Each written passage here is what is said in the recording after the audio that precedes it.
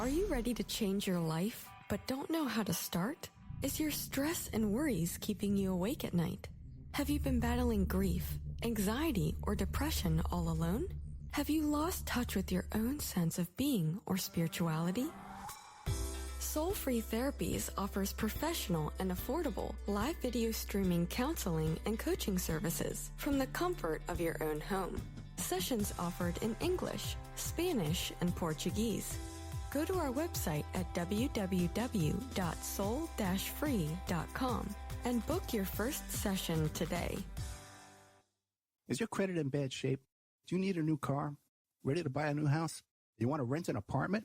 Are you going to apply for a job? Any one of these activities, they're going to ask for a credit report and then check out your credit score. Let Dynamic Solutions 2 erase your negative credit remarks. They offer a life-changing, dynamic financial solution. The finest in fast, professional, affordable credit repair. They have affordable monthly prices. They accept Visa, MasterCard, PayPal options available. You go to www.dynamicsolutions2, that's the number 2.com, or call 424-888-2820. Now, if you enter promo code ED or you mention Ed Opperman, you get a 10% discount. How's that? You get a free consultation, all negative items removed, get back in positive credit position. Dynamic Solutions 2, life-changing dynamic financial solutions. Hey you, podcast listener, this is your last chance. After this, there is no turning back. Take the blue pill. You wake up in your bed and go back to listening to mundane podcasts that won't challenge your religious beliefs and your so-called truths about reality, the universe, and consciousness. Take the red pill. Subscribe to the Event Horizon podcast, hosted by Mark Anthony Peterson, and he will show you how deep the rabbit hole goes.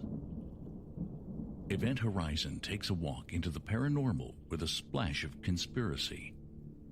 It's the podcast that would be born if David Icke and the X-Files had a baby.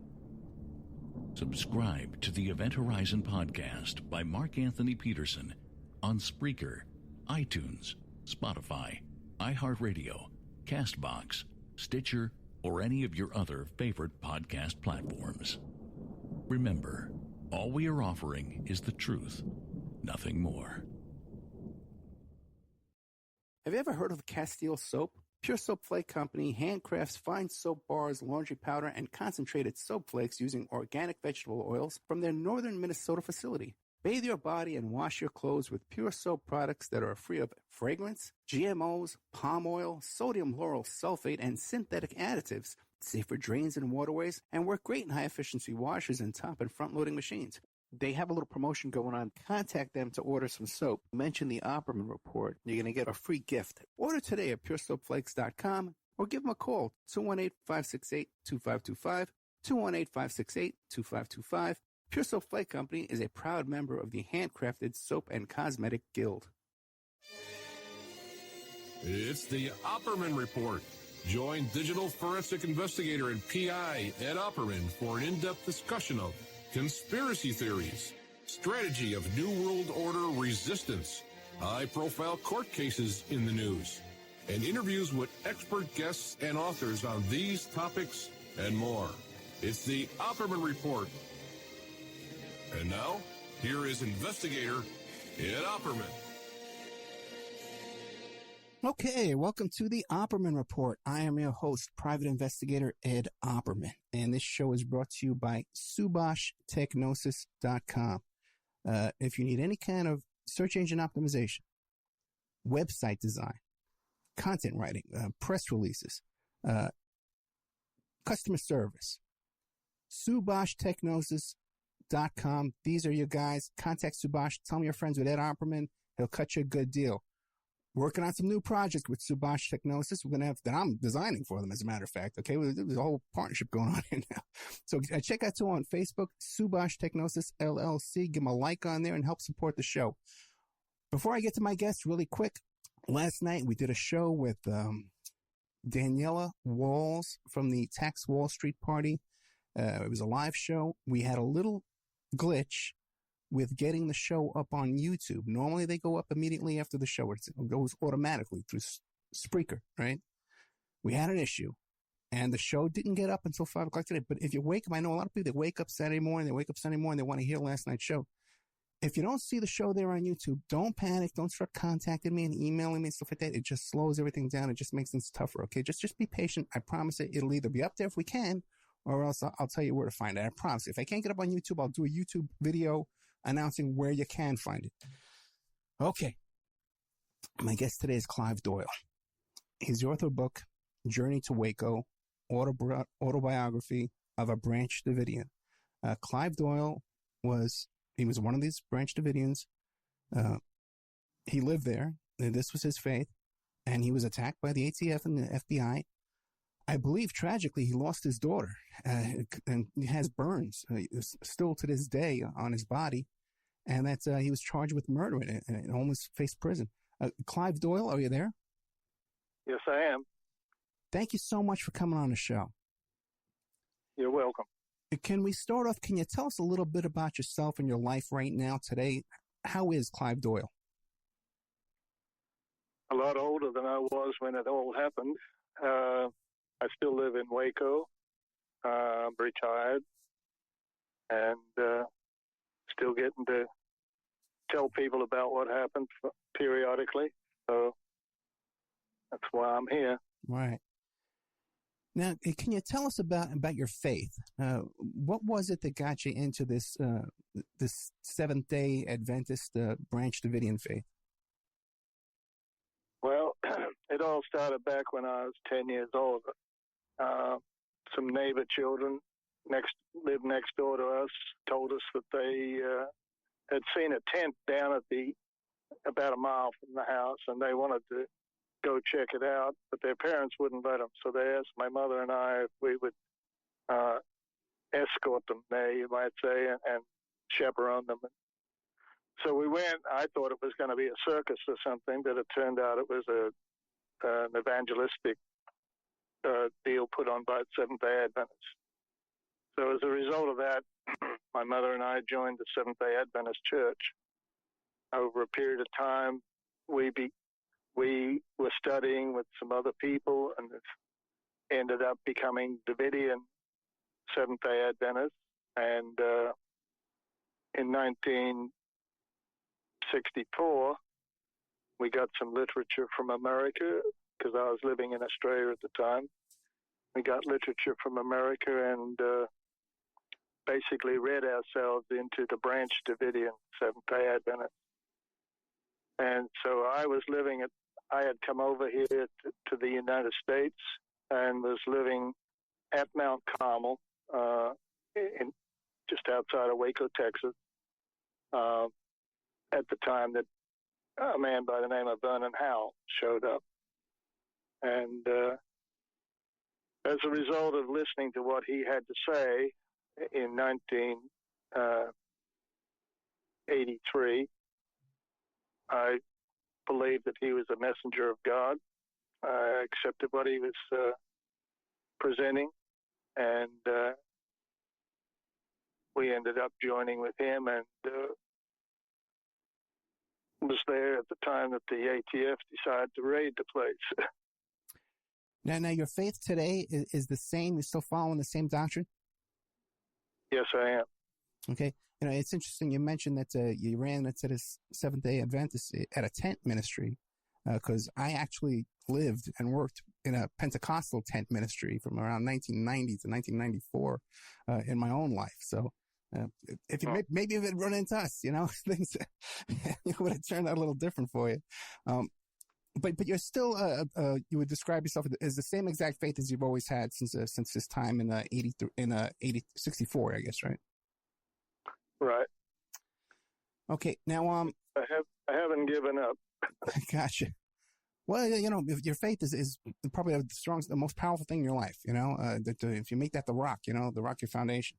Now, all these allegations that you hear about what was going on down there under Koresh, these things about multiple wives and children out of wedlock. Did you see any of these things? Well, let me just say that if you've had any experience with a prophet of God, either living or in the scriptures, you'll find that God quite often asked prophets to do certain things that were, you might say, contrary to the norm, what public opinion would accept or what you would expect. As a Christian, for instance, you'd be horrified at what some of the prophets in the Bible did, for instance. And so in the case of David Koresh, he believed God was talking to him, and he believed that what God was asking him to do was to be basically a living witness to the hypocrisy that you find in Christianity today. You have people professing certain rules and regulations or standards, and actually behind the scenes they're doing something else. And so quite often God asks the prophet to demonstrate that. In ancient times, in biblical times, the prophet Isaiah, for instance, was asked to run around stark naked for 3.5 years. And, that was quite a challenge even for him to be able to come to grips with. And so he asked God, what am I going to say when people ask me what the heck I'm doing? And God says, you explain to them that if they don't listen to this message that I'm sending through you, this is the way they are going to look when they are carted off into captivity, which ultimately happened some years afterwards in the time of the Babylonians. They would, in the old days, most battles of conquest that went on, the victors would round up trophies of war, you might say, and take them back to their city, to their capital, and parade them down the street and see what we've done, sort of thing. See all the different ones that we've conquered. And so Isaiah was asked to demonstrate this, which was pretty embarrassing to him, I imagine. It was so totally against, you might say, the laws of the land. It was contrary to, public opinion, what was considered polite or appropriate. And so, and he wasn't the only one. Throughout the Bible, you find people that were asked to go marry prostitutes to demonstrate that the relationship of God's people, the church, you might say, had become so estranged from God, who was to be considered their husband in a spiritual way, that, these prophets were supposed to demonstrate that they were actually operating as a religion. They were actually hypocrites, or they were adulterers, or fornicators, or whatever, in the eyes of God. And so prophets being asked to do that, if they took on the job, in most cases it got them killed, because the people didn't like being told what to do, and they certainly didn't like prophets pointing out their sins. Well, let me ask you this. But in the Old Testament, with these prophets, there would be accompanying miracles or victories in battle and stuff like that to ultimately, vindicate them as they were valid prophets, correct? Many of the prophets in the Old Testament had prophecies that directly, not always were they fulfilled in their lifetime, but in many cases they were. And so when that happened, of course, they were vindicated. But most of the prophets, in reality, aside from the historical setting and the immediate situation, most of those prophets were actually writing for the last days. Their prophecies were long-term, so right. The vindication wasn't always within their lifetime. Okay, now, did you see these kinds of, what convinced you that David Koresh was a legitimate prophet? What did you see in him? Well, it says in the Bible that there was nothing about Christ that the people, that would make the people desire him of himself. It was the Spirit that was within within Christ, and I believe within all of the prophets, that convinces a person. The Spirit in the prophet and the Spirit that's within the person that's listening has to harmonize. You have to be convinced or convicted in order to align yourself with that. If you're not convicted, if the Spirit doesn't move you to, put it on your heart, you might say, or on your mind that this is truth that's being presented, then you undoubtedly wouldn't join. And so there has to be a certain amount of inspiration, you might say, not only in the speaker, but in the audience. Okay. Now, in this church there down in Mount Carmel, what did you see, like the fruit of the Spirit and the gifts of the Spirit? Was there healing? Was there prophecy? Was there tongues? Describe to me, what would go on in a daily worship session and teaching and a Bible study? What David said was that God, he wasn't going around healing, and he wasn't going around doing miracles of any kind or speaking in tongues, as you asked. His miracle, you might say, was the fact that he could teach the Bible, and in my case, better than I'd ever heard before. So, we had people that joined with David that were ministers from various churches. We had people there that had college educations. One of the people that was with him had taught comparative religions in Hawaii. And so, it wasn't a bunch of, you might say, country bumpkins or uneducated people that latched on to David. There was all kinds from all spectrums, from many different countries in the world, many different education levels. And so I believe what I saw taking place over the 9 years that I was with him, that it was definitely a manifestation of miracle working power, but in a message rather than in actions and doing miracles or something like that. Yeah, teaching is definitely one of the gifts. That's good. Now let me ask you, but these things back before, when I asked you about these allegations of multiple wives and children out of wedlock, and weren't there some child abuse charges too as well? Did you see any of these things, or you think that it was okay to do that? The government always makes charges of child abuse. That's one of their winning tickets to justify their action in the eyes of the public. But there was no child abuse that I was aware of. There were women who, as a result of the Bible studies that were being given, chose to, you might say, have relations with David, produce children by David, but they believed that was God's will. And so, I would go along with that as long as I'm convicted that God was talking to him, and they were convicted that what was being asked was for a very good reason, you might say. Now, these women, were they married when he took them, or were they single women? Started out with single women. Okay. Toward the end, he did have some relations with some women that had been married. Okay. So then those allegations you see, about the women, where I guess we can say were okay, when we're real.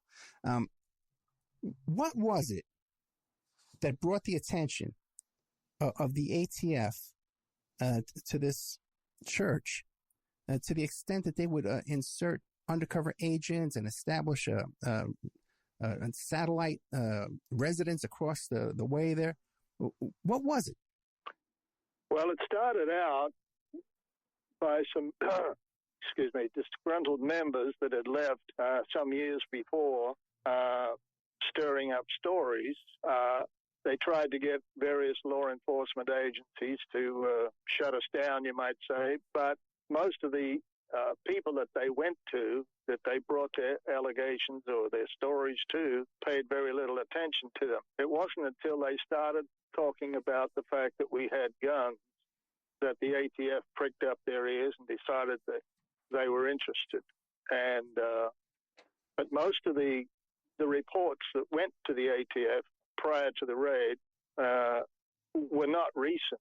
In other words, the information might have been eight months old or a couple of years old, and based on that fact, they really did, without investigating further, they shouldn't have gone and got a warrant on those grounds. I mean, the information, you might say, was stale, but the ATF went ahead and made plans to put this raid together, partly as a what shall we say, a public spectacle. They wanted to justify themselves to the Treasury Department, who, from what I understand, was in the process of taking the BATF out of business and dividing all the agents up amongst other existing law enforcement agencies. So they wanted to make a show, you might say, to convince the Treasury that they were still a viable force, they were still needed, they were doing a good job or whatever. They even nicknamed the raid as Operation Showtime. Oh, really? And they invited the press, which was probably one of their biggest undoings. They invited the press to come and film it all, and they actually, were sorry they did that. Then when it all went sour, they tried to put all the blame on the press. Well, they leaked, the fact that they were coming out that day and tipped us off, so to speak, when in reality, they were the ones that were tipping everybody off because they were so clumsy and an undercover agent, if you're going to have an undercover agent, he needs to be able to infiltrate without being detected. You don't take over a house across the road and sit over there shooting guns and coming over for a visit, pretending to be students at the technical college and all this sort of stuff. That didn't fool anybody. So, in reality, they themselves were the biggest tip-offs that something was going on. Well, so when you met these undercover agents, when they came by, you suspected that they were some type of federal agents? Oh, sure. And what did you suspect? Here's the thing. Yeah, go ahead. Back in the November of '92, our neighbor from across the road, who happened to work for the Double E Ranch, came over. He and his family used to come over, and his kids would play with our kids and so forth. They'd come over to watch movies, or they'd come over to have a Bible study or whatever. So what was happening was, the guy from across the road came over and he said to David, he says, "Do you think I could get some help this coming week to fix up the empty house that was next door to him?" And so David sent some guys over there to help him out. We kind of thought, well, whatever it is he wants to do, maybe if we all pitch in, it'll be like a barn raising or something. We'll get it done in a hurry. And it turned out it was more of a long, an ongoing project. So David kind of restricted it after a while. He said, well, we've got work here to do as well. We can't allow all the guys to go over and, do this all the time. So in the course of working on this house, some of our guys said to the neighbor, "Why are we fixing this house up? Is it going to be for rent? Is the owner of the ranch that you work for, is he going to fix it up and rent it out?" And he came back a couple of days later and says, "Well, it's not for rent." He had a black woman that worked down at the main ranch house, and he said she's going to be living in it with her teenage son.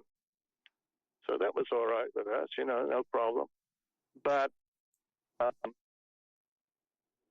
in January, like a month or so later, one of our guys who was jogging around the perimeter of the property come back huffing and puffing and says, "Guess what I saw?" And I said, "Well, what did you see?" And he says, "Well, there's a bunch of guys moving into that house that we were working on.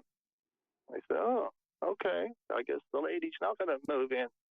Got some guys moving in there instead. And so he says, but that's not the weirdest thing. He says they've got no furniture. They got no suitcases with clothes or anything. All they've got are these long cases that look like rifle cases. So that was a kind of a bit of a tip-off. Eventually, cut a long story short, they made contact by coming over on one pretext or another and visiting, and their story was that they were students at the technical college. Well, these guys were in their 40s and so forth. They were not kids, they were not young people even. They were middle-aged, and they all had brand-new cars. Oh, boy. And so we checked them out. We checked them out with the college. Do you have students by these names or with these license tags on their cars? And they said, no, we don't. And so, all kinds of red flags were cropping up over a 4 or 5 month period that indicated that we were being, we were in the process of being watched. Now, David didn't ever say to us, this is the ATF. What he thought they might have been, to begin with anyway, was from the immigration, people, because we had students from all over the world. And we figured, well, maybe they're a little concerned with all these different nationalities being there, that we were had illegal immigrants or whatever. So I remember David counseling the people one night in the meetings. He says, I would recommend that instead of just going for a walk by yourself at night or even during the day, that you go with somebody else. You have somebody else there, either a group or at least a couple of other people. That way, if it is immigration and they're picking you up for questioning, we'll know what happened. Otherwise, if you just disappear, we won't know what the heck's going on. And so turns out, of course, it wasn't immigration. It was the ATF. And they never at any time found anything that they could report back to their superiors that we were doing anything illegal. When they came over for their Bible study, did you ever ask them, hey, what's the story, guys? What are you, cops? I don't know that David confronted them, but no. A couple of them came over one night with this flimsy story that, hey, David, we went to a gun show or we went to a pawn shop or something, and look what we got. We got this rifle, and David asked him, well, do you mind if I have a look at it? And so they handed it over to him, and he said he stripped it down right in front of them in like 30 seconds sort of thing, looked at it, put it all back together and handed it to him. And he says, this is not something you found at a pawn shop or even at a gun show necessarily. He says, because this is a sniper rifle. He says, there's only so many of these in the country. So, you wouldn't be finding these just being bandied about or sold here and there at gun shows. And he said that their faces about fell on the floor when he put that to them. Yeah, that would be a pretty bad mistake, because you guys were going to gun shows. Everything they did was a mistake. Yeah. They used, when they finally got a search warrant, I don't know how they convinced the judge or whether he was just lax or what, but some of the wording in the search warrant had nothing to do with the ATF. It was not in their jurisdiction. The ATF, that's not their job to worry whether children are being spanked or whether, people are living in sin or what, particularly. But, they use that language to get the warrant. There was something about it, in my opinion, that raised a red flag with the judge, because what he ended up doing was he made the search warrant for one day and only during the day, not at night. So on the day of the raid, before the raid took place, they sent one of the guys they thought was an undercover agent. They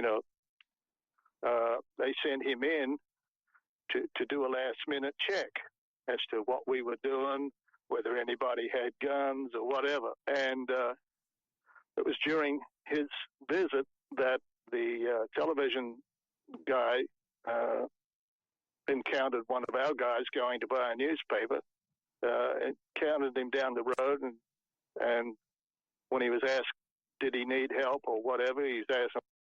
Did I lose you? I hope Danny's there. Hey, Danny, I think we lost the connection.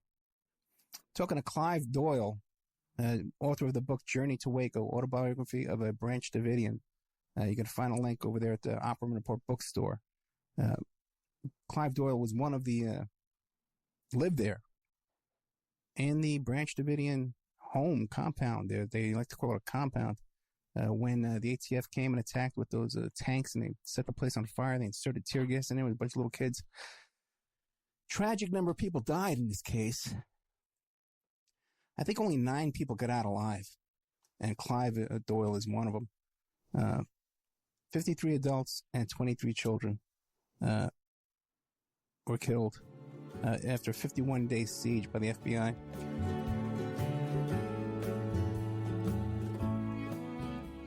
And now a word from our sponsors. Have you ever thought about opening your own mobile cart or kiosk business? Maybe the facility you manage could establish new revenue by adding coffee, food, or retail services. Cart King International can be the answer to your needs. Cart King is a North American designer and manufacturer of the finest mobile coffee, food, and retail carts and kiosks. Cart King has been working with clients and corporations across North America for 20 years, providing innovative designs, custom manufacturing, and timely delivery. Carts and kiosks are fun, and so are the dozens of designs on our website. Please visit us today at www.cart-king.com or just call us at 1-877-986-7771 and get your sales rolling. Well, I'm trying to call Clive here. See if I can get him back. Hello. Oh, Clive, we got you back? Yeah, I think we got cut off somehow. I'm not sure. Yeah, we did. Yeah. Okay, you were talking about how that morning, one of your friends, housemates there, ran into a TV reporter down the road, and there was some kind of information exchanged.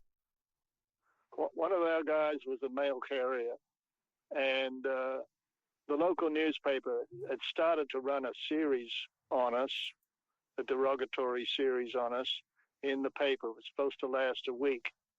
And so what they did, they came out with the first issue on the Saturday, and then on the Sunday morning, which was the day of the raid, a couple of our guys went out to buy newspapers so that we could get the second edition, see what was in it. And so one of our guys went out our front gate and went to the left. He never came back. We learned later that he was arrested and held in custody at the motel where all the ATF were stationed, or where they were staying. And so the other one went to the right, and when he got about a mile or so down the road, he saw a car parked on the side of the road, and so he stopped to offer assistance. He thought maybe they were broken down. And it turned out that it was this guy from the TV station, and he said he was looking for Mount Carmel. And so he asked him, well, you're practically there. You know, it's just up the top of the hill there. You can't miss it. He says, well, why are you looking for Mount Carmel? And that was when the guy told him that he'd received a report, like many various media people had been told to show up and, like I said, film the thing. So he was there for that reason, but he said, you know, they'd got word that there was supposed to be like a big raid or something on this place, and that he was there to cover it. So this young man, this mail carrier, continued his way down the road, but he went to a phone and called back in and said something's going on. You know, the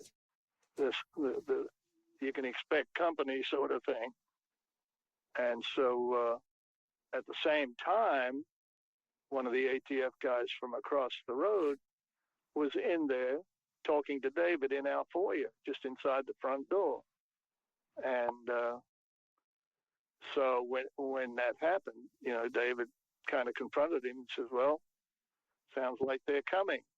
Whether he knew who they were, I don't know, but and that scared this ATF agent.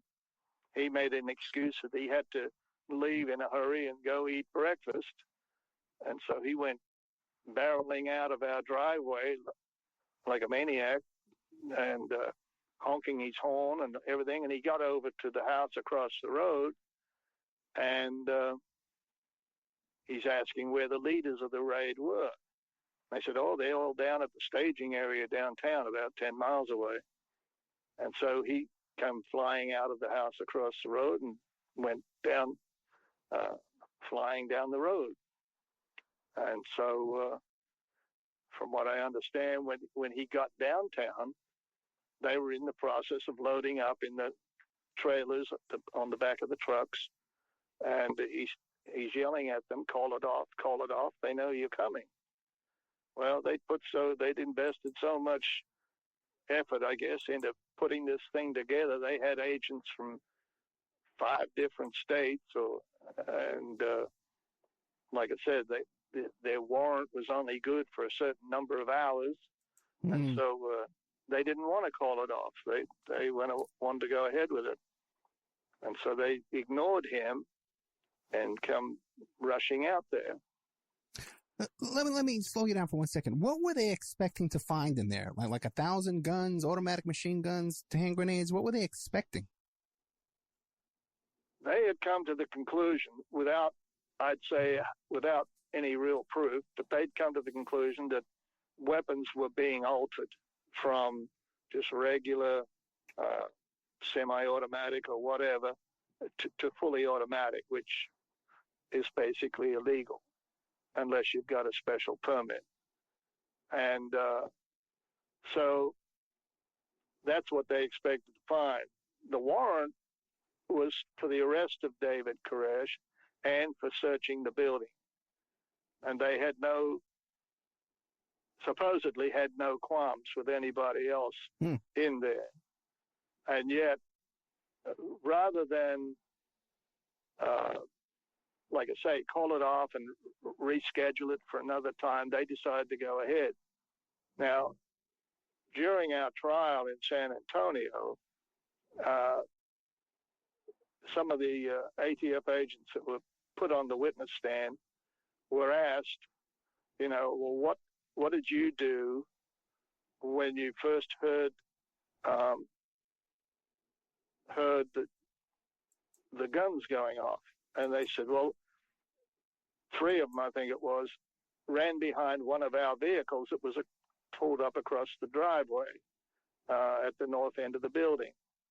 And they said, well, what did you think where did you hear the shots coming from? They said, from down near the front door. And they said, well, what did you think was happening? And they said, we figured our guys were shooting their dogs. That was their statement. And which they were. They shot 5 of our dogs that were right there inside a fence. One of them chained to the flagpole just near the front door. But the dogs were not in any way attacking them or able to get to them because of the fence. But what they wanted to do was to get into the dog area so that they could put flashbang grenades through the windows, you know, to disorient us or whatever you want to call it, distract us. And so they shot the dogs. But that initial shooting, they were not only shooting the dog, they were shooting into the building as well. They shot David and his father-in-law right inside the front door. And so, you know,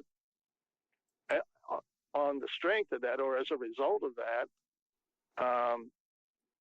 some of the members that were in there that either had guns or were able to get guns returned fire. Let me ask a couple of questions. How many guns were in the compound there, in the house? I don't know exactly. Okay. I'm sure that the government could tell you how many they think or allegedly found, but I don't know for sure. Okay, and most of the guns that David had. He had been dealing with a particular gun dealer south of town, and this guy had put the proposition to him that if he would invest in these, what they call assault weapons, AR-15 or, these Russian Kalashnikov type of guns, that the government was about to have them banned from being manufactured or imported or whatever. And so they said the way the law was going to read was that if you had them, you could continue to sell them. Right. But there wouldn't be any more after they ran out, so to speak. So he said, this is a good way to make it. The prices on them would go up after the cutoff date, and you could make some money reselling them. And that was the initial deal that, they were coming. They were in crates. They were all disassembled. They had to be put together in order to sell them as a rifle. And so that's what David, from what I understand, was doing, was assembling them. And what was he selling them, or he was gonna hang on to them, or was he selling them at the time as well as buying them? Say that again. After he would assemble them, was he selling them at the time, or was he holding on to them? We had guys that were going to gun shows around, especially around Texas, and so that we sold some guns leading up to the raid. Mostly, what we were selling was stuff we'd bought from an Army disposal outfit that went out of business. We bought up their supplies. They had like military clothing, camouflage clothing, different things like that, MREs, all that kind of stuff that they sell in an Army disposal place. And so that had been an ongoing business for a while, selling those kind of things. Now, besides that, though, were you as a group also like stockpiling weapons for self-defense and food storage and that kind of thing as well? Did we have food storage? Yeah, you know how people we had a lot of food. We had a lot of people. So, but you know how people are survivalists? There was a certain amount of stockpiling when it came to food and things like that because, we had, like I say, we had quite a few people to feed. There was basically about 130 of us there at the time of the raid. And also, too, now, am I correct that you had buried a bus underneath the dirt? David buried a bus at the north end of the building that went from the end of the building out towards another building that we were building, which was basically a storm shelter. We were planning on putting a second story on it. The first story was under the ground, and so the bus gave us an opportunity to go from the building to the storm shelter without coming above ground. But then we were going to build on top of that in order to fix cars and things like that. Now, when this attack first started, because it is outrageous for them they have an arrest warrant for one individual, and they show up with a whole army. They're shooting tear gas and they're shooting dogs. It's outrageous, no matter how you look at it. Now, when this starts excuse my language, but hell starts breaking loose, where were you in the house and what did you do? At the time they drove in the driveway, I was in my room on the front side of the building on the first floor up toward the north end. David had told everybody when he heard that somebody was coming, he said, I want everybody to go back to their rooms and just stay calm. He said, I'll go down to the door and see what they want. And so myself, I went back to my room, and I could hear him walk down to the door, down the hallway, and about the time he got to the door and opened it, I heard him yell out, hey, wait a minute, there's women and children here. And then, as you say, all hell broke loose. Just a huge barrage of gunfire coming into the building.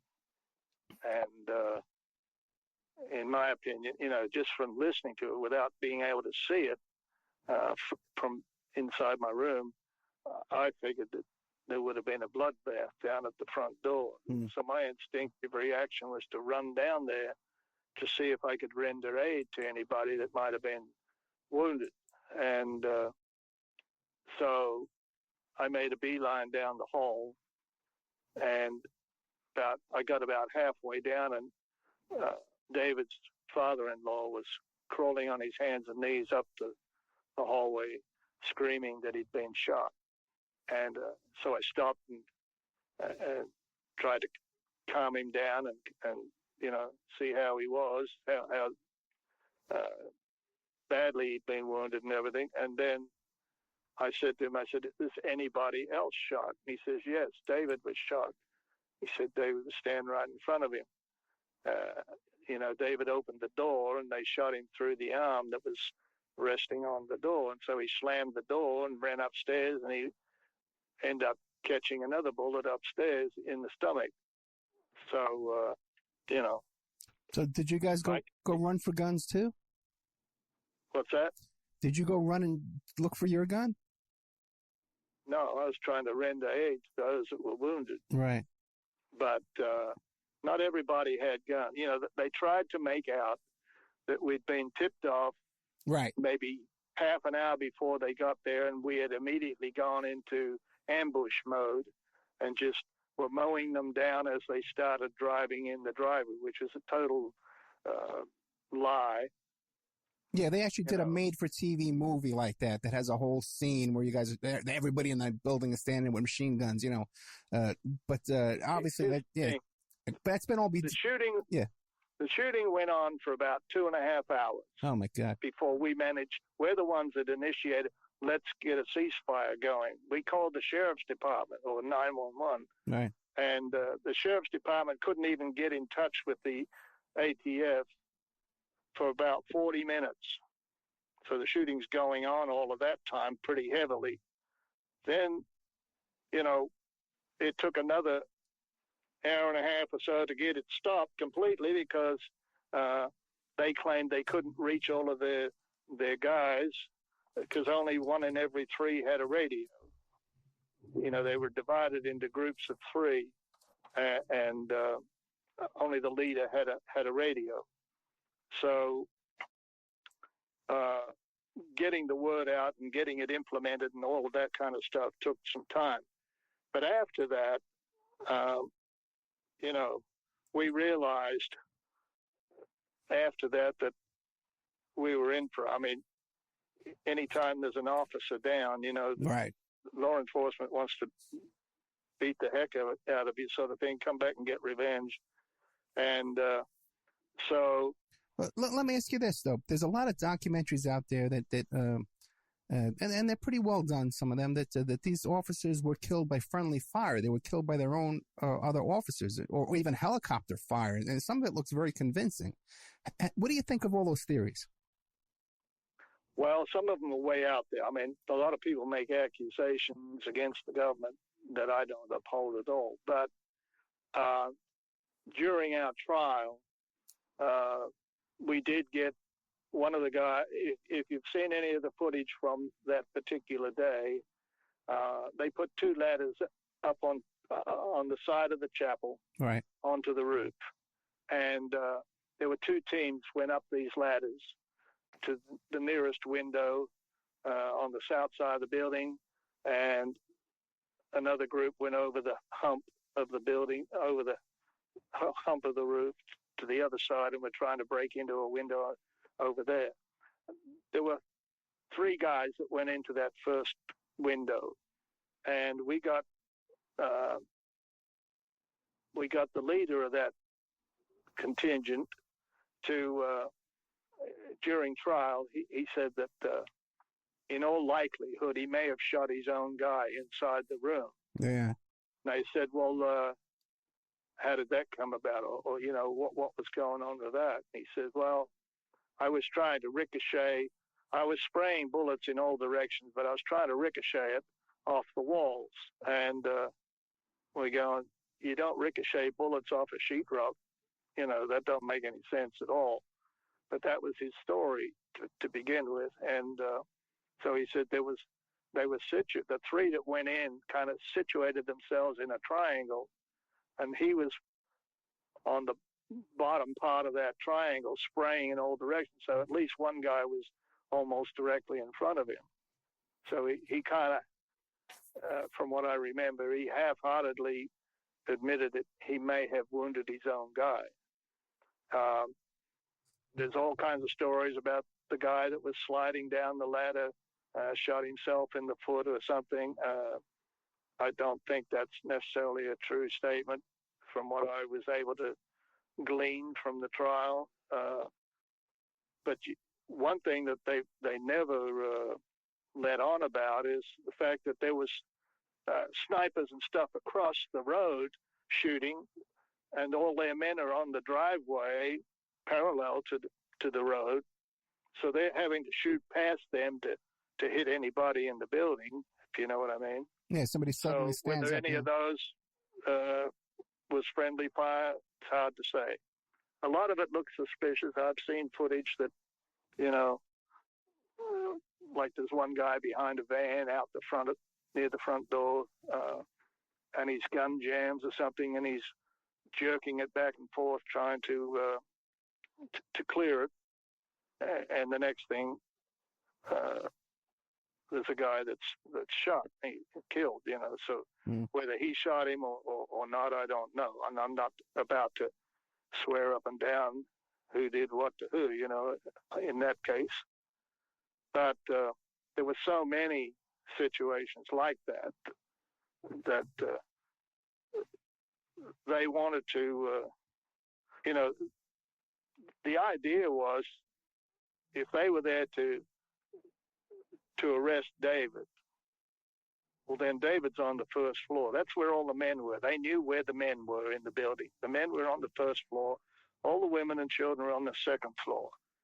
So when you watch those footages of the shooting, these agents are shooting into the second floor. By and large, there was shooting at the first floor, especially around the front door, but a lot of it's going into the rooms where the women with their small children were. And to me, that's it. That's criminal in my mind, at least careless, What about helicopter fire into the building? Did you witness any of that? Not personally. The helicopters were actually circling long before the trucks got out there. They were circling around for about a half hour before the trucks came. They claimed during the trial that nobody fired. There was no firing from the helicopters. But under cross-examination, after basically lying through their teeth for quite a while, they finally got themselves in a jam, and they got the pilot who was on the stand to say, well, what I meant was there were no mounted guns on the helicopter. Okay, Clive, we got a commercial break coming up, Clive. Clive Doyle, Journey to Waco, autobiography of Branch Davidian. Get right back after this.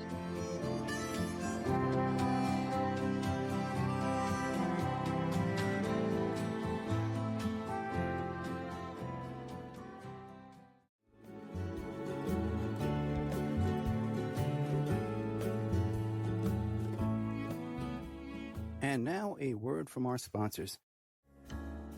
OppermanReport.com. Hey, do you like what you're hearing? Do you like the work that you see us doing here at Opperman Report? You can support that work by becoming a member at OppermanReport.com. And as you have access to over 200 exclusive shows and interviews that you can't find on YouTube or Spreaker or iHeart or iTunes or KYAH. You can't find them anywhere else online, exclusive to our member sections, to our members. Also, too, there's images, videos, documents, court docs. And don't forget, you can hear your ad played here on the Opperman Report, reach hundreds and hundreds of thousands of people on a daily basis because the show is repeated every day all over the world. Contact me at oppermanreport@gmail.com and I'll give you a good deal on advertising rates. Have you ever thought about opening your own mobile cart or kiosk business? Maybe the facility you manage could establish new revenue by adding coffee, food, or retail services. Cart King International can be the answer to your needs. Cart King is a North American designer and manufacturer of the finest mobile coffee, food, and retail carts and kiosks. Cart King has been working with clients and corporations across North America for 20 years, providing innovative designs, custom manufacturing, and timely delivery. Carts and kiosks are fun, and so are the dozens of designs on our website. Please visit us today at www.cart-king.com or just call us at 1-877-986-7771 and get your sales rolling. Have you ever heard of Castile Soap? Pure Soap Flake Company handcrafts fine soap bars, laundry powder, and concentrated soap flakes using organic vegetable oils from their northern Minnesota facility. Bathe your body and wash your clothes with pure soap products that are free of fragrance, GMOs, palm oil, sodium lauryl sulfate, and synthetic additives, safe for drains and waterways, and work great in high-efficiency washers and top and front-loading machines. They have a little promotion going on. Contact them to order some soap. Mention the Opperman Report. You're going to get a free gift. Order today at puresoapflakes.com or give them a call, 218-568-2525, 218-568-2525. Pure Soap Flake Company is a proud member of the Handcrafted Soap and Cosmetic Guild. Are you ready to change your life, but don't know how to start? Is your stress and worries keeping you awake at night? Have you been battling grief, anxiety, or depression all alone? Have you lost touch with your own sense of being or spirituality? Soul Free Therapies offers professional and affordable live video streaming counseling and coaching services from the comfort of your own home. Sessions offered in English, Spanish, and Portuguese. Go to our website at www.soul-free.com and book your first session today. Is your credit in bad shape? Do you need a new car? Ready to buy a new house? You want to rent an apartment? Are you going to apply for a job? Any one of these activities, they're going to ask for a credit report and then check out your credit score. Let Dynamic Solutions 2 erase your negative credit remarks. They offer a life-changing, dynamic financial solution. The finest in fast, professional, affordable credit repair. They have affordable monthly prices. They accept Visa, MasterCard, PayPal options available. You go to www.dynamicsolutions2, that's the number 2.com, or call 424-888-2820. Now, if you enter promo code ED or you mention Ed Opperman, you get a 10% discount. How's that? You get a free consultation, all negative items removed, get back in positive credit position. Dynamic Solutions 2, life-changing dynamic financial solutions. Hey, you, podcast listener, this is your last chance. After this, there is no turning back. Take the blue pill. You wake up in your bed and go back to listening to mundane podcasts that won't challenge your religious beliefs and your so-called truths about reality, the universe, and consciousness. Take the red pill. Subscribe to the Event Horizon podcast, hosted by Mark Anthony Peterson, and he will show you how deep the rabbit hole goes. Event Horizon takes a walk into the paranormal with a splash of conspiracy. It's the podcast that would be born if David Icke and the X-Files had a baby. Subscribe to the Event Horizon podcast by Mark Anthony Peterson on Spreaker, iTunes, Spotify, iHeartRadio, CastBox, Stitcher, or any of your other favorite podcast platforms. Remember, all we are offering is the truth, nothing more.